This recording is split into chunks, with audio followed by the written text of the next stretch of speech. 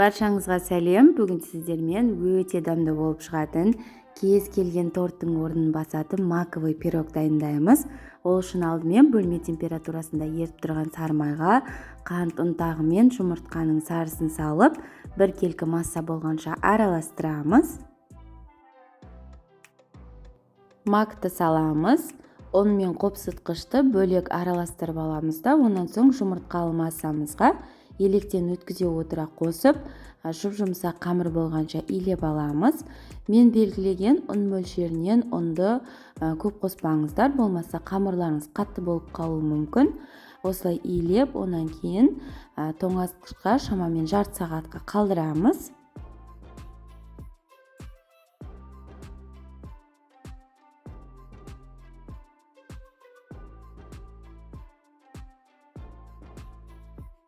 Меренга дайындап аламыз.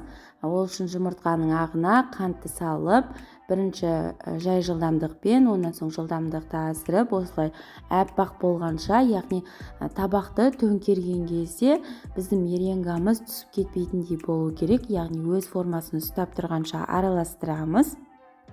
Онан соң біраз қасық крахмалымызды салып, осылай араластырып аламыз. Миксермен араластырып қажет емес, қасықпен біркелкі масса болғанша араластырсақ жеткілікті. Қамырымызды теңдей етіп екі бөлікке бөлеміз. Бір бөлігін тоңазытқышқа қайтадан жібереміз, екінші бөлігін дөңгелектеп, видеодағыдай етіп жайып аламыз.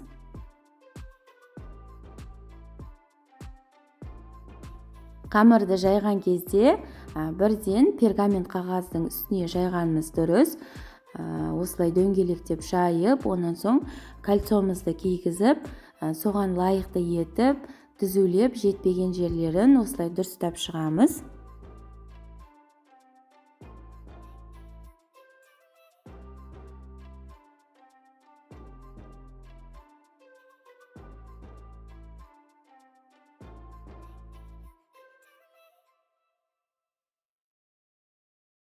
Осы қамырымыздың бетіне біз меренгамыздың тең жартысын салып, видеодағыдай етіп, түзулеп шығамыз.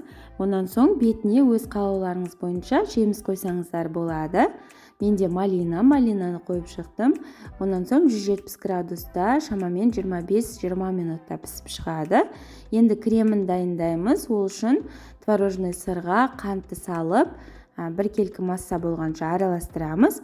Онан соң біздің кілегейімізді, яғни 33-35% кілегейімізді қосып, тағы да біркелкі масса болғанша, яғни өз формасын ұстап тұрғанша араластырып крем дайындап аламыз. Онан соң біздің піскен корждарымыздың бетіне, яғни ортасына осы кремнің барлығын сығып шығамыз.